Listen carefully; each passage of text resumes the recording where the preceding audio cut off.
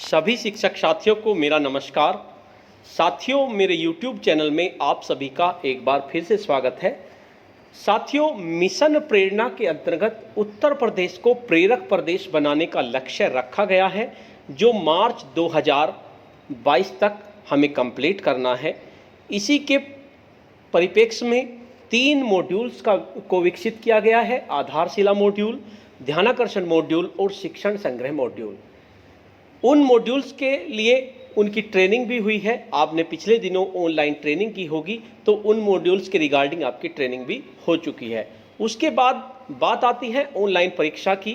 कुछ जिलों में ऑनलाइन परीक्षा भी हो चुकी है, जिसमें 30 प्रश्न पूछे जाते हैं और वो ऑनलाइन ही परीक्षा होती है। कुछ जिलों में हो चुकी है, कुछ जिलों में अभी नहीं हुई है, होने वाली है। इसके साथ साथ तीनों मॉड्यूल सभी शिक्षकों को वितरित कर दिए गए हैं। सभी शिक्षकों को इन मॉड्यूल्स का अध्ययन करना है।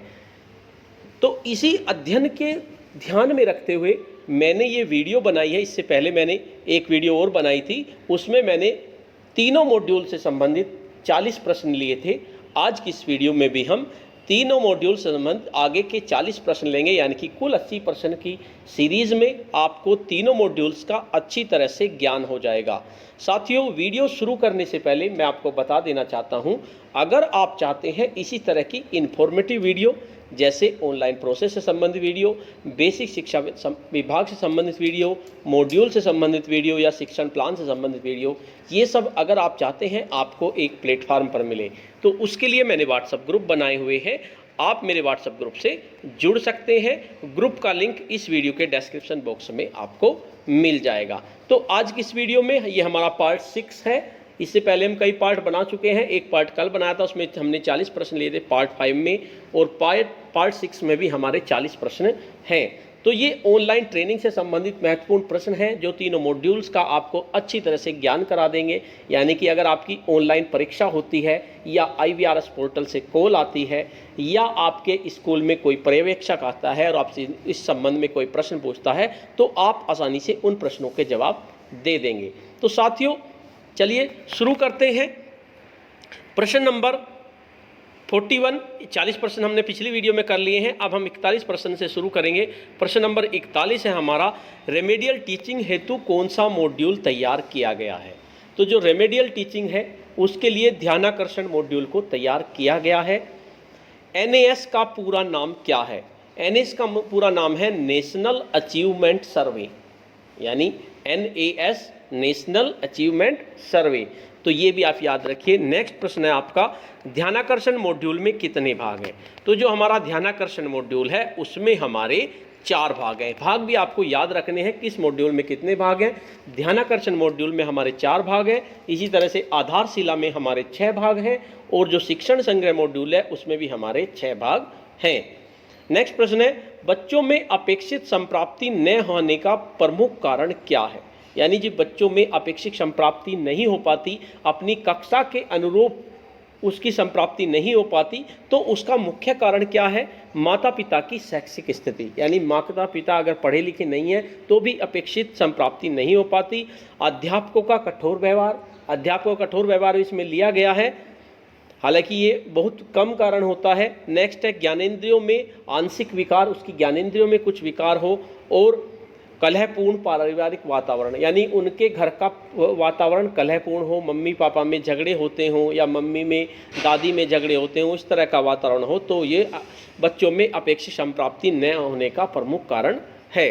नेक्स्ट प्रश्न है, अधिगम स्तर में अंतर को क्या कहते हैं? अधिगम स्तर में अंतर को लर्निंग गैप कहते हैं। जब बच्चे का वास्तविक अधिगम स्तर और कक्षानुरूप अधिगम स्तर दोनों में अंतर होता है, यानी कक्षानुरूप अधिगम स्तर और है, लेकिन अगर हम चेक करें वास्तविक अधिगम स्तर वो कम है, तो उन दोनों के डिफरेंस को हम कहते हैं लर्निंग गैप। नेक्स्ट आता है, लर्निंग गैप का सूत्र लिखिए। लर्निंग गैप का सूत्र क्या होता है? LG = EO - AO। LG = EO - AO। LG से हमारा मतलब है लर्निंग गैप, और EO से मतलब है एक्सपेक्टेड लर्निंग, और AO से एक्चुअल लर्निंग, यानी एक्चुअल क्या है, एक्चुअल लर्निंग जो होगी उसमें जो है ये होगा। तो लर्निंग गैप = अपेक्षित अधिगम स्तर माइनस वास्तविक अधिगम स्तर। नेक्स्ट प्रश्न है, वर्तमान शैक्षिक सत्र 2020-21 में ध्यानाकर्षण शिविर किन किन कक्षाओं के लिए संचालित होगा? तो वर्तमान शैक्षिक स्तर 2020-21 में जो ध्यानाकर्षण शिविर होगा वो हमारा कक्षा 4 से कक्षा 8 तक की कक्षाओं में विभाजित किया गया है। पहले ये 3 से 8 तक था, लेकिन बाद में इसमें चेंज कर दिया गया, ये 4 से 8 कर दिया गया। नेक्स्ट है, ध्यानाकर्षण कौन से कालांश में और कितने समय क्रियान्वित होगा? तो ध्यानाकर्षण शिविर जो हमारा प्रथम कालांश में 40 मिनट के लिए होगा। सबसे पहले कोरोना होने से पहले जो था वो ये था कि सत्र के प्रारंभ में 50 दिन का ध्यानाकर्षण शिविर होगा, लेकिन कोरोना की वजह से सब कुछ डिस्टर्ब हो गया, इसलिए अब प्रतिदिन प्रथम कालांश में 40 मिनट के लिए ध्यानाकर्षण शिविर हमारा होगा। नेक्स्ट प्रश्न है, छात्रों के अपेक्षित अधिगम स्तर और वास्तविक अधिगम स्तर के अंतर को क्या कहते हैं? तो वह भी मैंने अभी बताया, अपेक्षित अधिगम स्तर माइनस वास्तविक अधिगम स्तर को कहेंगे हम लर्निंग गैप। नेक्स्ट प्रश्न है प्रश्न नंबर 49, ध्यानाकर्षण का प्रथम चरण कौन सा है? तो ध्यानाकर्षण का प्रथम चरण होता है आरंभिक परीक्षण, यानी कि आपको सबसे पहले एक आरंभिक परीक्षण करना होगा बच्चों का कि कितना अंतर है। आरंभिक परीक्षण प्रपत्र में कुल कितने प्रश्न होंगे? तो जो आरंभिक परीक्षण प्रपत्र बनाएंगे तो प्राथमिक स्तर पर तो उसमें 15 प्रश्न होंगे और उच्च प्राथमिक स्तर पर उसमें 25 प्रश्न होंगे। नेक्स्ट प्रश्न है, आरंभिक परीक्षण पत्र में किस प्रकार के प्रश्न पत्र होंगे? तो जो आरंभिक प्रश्न पत्र बनाया जाएगा, आपका परीक्षण पत्र बनाया जाएगा, उसमें प्राथमिक स्तर पर तो 10 वस्तुनिष्ठ प्रश्न होंगे और 5 आत्मनिष्ठ प्रश्न होंगे, और जो आपका उच्च प्राथमिक स्तर पर होगा उसमें 20 वस्तुनिष्ठ प्रश्न होंगे और 5 आपके आत्मनिष्ठ प्रश्न होंगे। नेक्स्ट प्रश्न है, वर्तमान शैक्षिक सत्र 2020-21 में ध्यानाकर्षण कितने दिवस का होगा, कितने दिनों का होगा? पहले तो ये आपका 50 दिन का था, लेकिन अब ये पूरे शैक्षिक सत्र चलेगा, एक पीरियड आपका रोज चलेगा, प्रथम पीरियड जो होगा। नेक्स्ट प्रश्न है, ध्यानाकर्षण मॉड्यूल में कितनी शिक्षण तकनीकों को दिया गया है? तो जो ध्यानाकर्षण मॉड्यूल है उसमें आपकी 18 शिक्षण तकनीकों को दिया गया है। नेक्स्ट प्रश्न है, ध्यानाकर्षण के दूसरे व तीसरे चरण कौन कौन से हैं? तो ध्यानाकर्षण का द्वितीय चरण है कक्षाओं का आयोजन और तृतीय चरण है एडलाइन परीक्षण, यानी से पहले कक्षाओं का आयोजन किया जाएगा और उसके बाद एडलाइन परीक्षण आपका किया जाएगा। नेक्स्ट प्रश्न है, ध्यानाकर्षण मॉड्यूल में प्रभावी शिक्षण की प्रथम तकनीक कौन सी है? तो ध्यानाकर्षण मॉड्यूल में 18 शिक्षण तकनीक आपकी दी हुई हैं, तो उनमें जो प्रथम तकनीक है वो है संसाधनों से पूर्ण कक्षा, कक्ष का वातावरण, ये हमारी प्रथम तकनीक है। नेक्स्ट प्रश्न है, ध्यानाकर्षण मॉड्यूल में अंतिम और 10वीं तकनीक कौन सी है? तो ध्यान 18वीं, 10वीं नहीं 18वीं ध्यानाकर्षण मॉड्यूल में अंतिम और 18वीं तकनीक है हमारी प्रोजेक्ट कार्य। तो आपको सारी तकनीक याद करनी पड़ेंगी, इसके लिए भी मैंने वीडियो बनाई है, अगर आप चाहें तो मेरे चैनल पर जाके उनको देख सकते हैं। नेक्स्ट प्रश्न है, शिक्षकों का व्यावसायिक विकास और शिक्षण अधिगम प्रक्रियाओं से संबंधित सूचनाओं का संग्रह किस मॉड्यूल में दिया गया है? तो शिक्षकों का व्यावसायिक विकास और शिक्षण अधिगम प्रक्रियाओं संबंधित सूचनाओं का संग्रह जो है हमें शिक्षण संग्रह मॉड्यूल में दिया गया है। नेक्स्ट प्रश्न है, शिक्षण संग्रह में प्रभावी शिक्षण हेतु कितने तरीकों को बताया गया है? तो शिक्षण संग्रह में प्रभावी शिक्षण हेतु आपको 26 तरीकों को बताया गया है, जिसे शिक्षण की सीढ़ी कहते हैं, जो इंग्लिश के अल्फाबेट से शुरू होती है। इसके लिए मैंने प्रभावी शिक्षण की सीढ़ी के नाम से एक वीडियो बनाई है, आप चाहें तो मेरे चैनल पे जाकर उसमें प्लेलिस्ट में आप इसको सर्च करके देख सकते हैं। नेक्स्ट है, प्रभावी शिक्षण की सीढ़ी क्या है?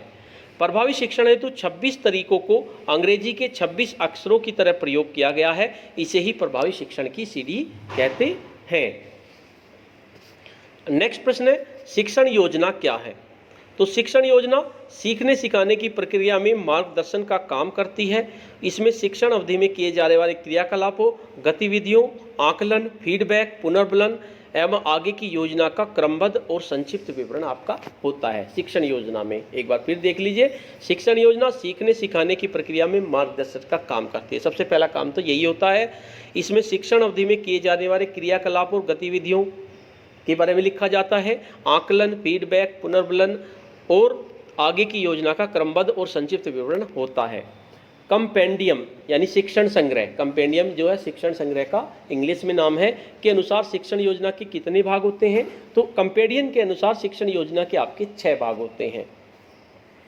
आपको 6 भाग पता भी होंगे, आप शिक्षण योजना बना रहे होंगे, जिसमें आपने देख लिया होगा। नेक्स्ट प्रश्न है, शिक्षण योजना में शिक्षण अधिगम प्रक्रिया यानी गतिविधियों को कितने भागों में बांटा गया है? तो उसमें शिक्षण अधिगम प्रक्रिया को 3 भागों में बांटा गया है। एक तो शिक्षण के प्रारंभ में, दूसरा शिक्षण के दौरान और तीसरा शिक्षण के अंत में।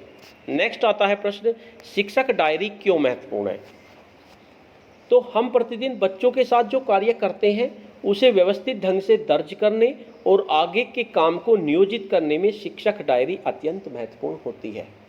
यानी कि हम जो भी काम कर रहे हैं अगर उसे व्यवस्थित रूप से करना चाहते हैं तो शिक्षक डायरी की हमें जरूरत पड़ती है। नेक्स्ट प्रश्न है, शिक्षण संग्रह मॉड्यूल के अनुसार शिक्षक डायरी के कितने भाग होंगे? तो शिक्षण संग्रह मॉड्यूल के अनुसार शिक्षक डायरी के 5 भाग होते हैं। शिक्षक डायरी के आपके 5 भाग होंगे। क्या क्या भाग होंगे शिक्षक डायरी के? पहला, मुख्य पृष्ठ जिसमें आपकी डिटेल्स होगी। ये शिक्षक डायरी की भी मैंने एक वीडियो बनाई हुई है, आप चाहे तो उसको देख सकते हैं। दूसरा है विस्तृत विवरण सहित शिक्षण योजना का प्रारूप, जिसके आपके 100 पेज आपके कम से कम होंगे। नेक्स्ट, शिक्षण योजना का रिक्त प्रारूप जो आपके 100 होंगे।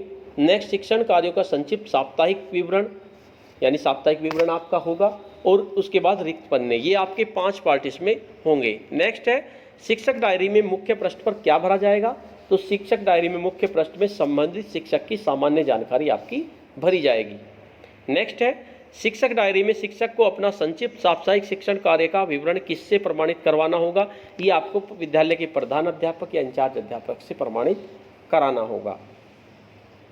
नेक्स्ट प्रश्न है, लर्निंग आउटकम को प्राप्त करने में सहायक माध्यम कौन कौन से हैं? तो लर्निंग आउटकम का प्रयोग विद्यालय भवन यानी कि बाला, शैक्षिक नवाचार, परिवेश संसाधनों का उपयोग, पुस्तकालय एवं प्रयोगशाला का उपयोग, ये सहायक माध्यम होते हैं लर्निंग आउटकम को प्राप्त करने में। जैसे आईसीटी का आप प्रयोग कर रहे हैं, विद्यालय भवन भी आपका उसके काम आता है, शैक्षिक नवाचार, परिवेश संसाधनों का उपयोग, पुस्तकालय एवं प्रयोगशाला का उपयोग। नेक्स्ट आता है, बाला का पूरा नाम क्या है? तो बाला का पूरा नाम है building as a learning aid, यानी सीखने में सहायक होता है ये आपकी बिल्डिंग, तो इसे बाला के नाम से भी जाना जाता है। नेक्स्ट प्रश्न है, विद्यालय में छात्रों के व्यक्तित्व विकास की क्या क्या कार्य योजना हो सकती है? तो विद्यालय में छात्रों का व्यक्तित्व अगर विकास करना है उसके लिए प्रातःकालीन और संध्याकालीन सभा हो सकती है, सह शिक्षक गतिविधि हो सकती है, व्यावसायिक परामर्श हो सकता है, व्यक्तिगत स्वच्छता आदि हो सकती है। नेक्स्ट प्रश्न है, आकलन के कितने तरीके हैं? तो आकलन के आपके 2 तरीके होते हैं, मौखिक और लिखित। या तो आप मौखिक आकलन लो या उसका लिखित आकलन लो। नेक्स्ट प्रश्न है, आकलन से प्राप्त फीडबैक का उपयोग किन किन के साथ किया जा सकता है? तो जो आकलन से प्राप्त फीडबैक है उनका उपयोग बच्चों के साथ किया जा सकता है, शिक्षक के साथ किया जा सकता है और अभिभावकों के साथ भी किया जा सकता है। नेक्स्ट है, नेतृत्व शैली कितने प्रकार की होती है? तो नेतृत्व शैली आपकी 3 प्रकार की होती है। एक तो सत्ताधारी निरंकुश शैली, दूसरी जनतंत्रीय या सहयोगी शैली और तीसरी स्वतंत्र शैली। ये 3 प्रकार की आपकी शैली होती है।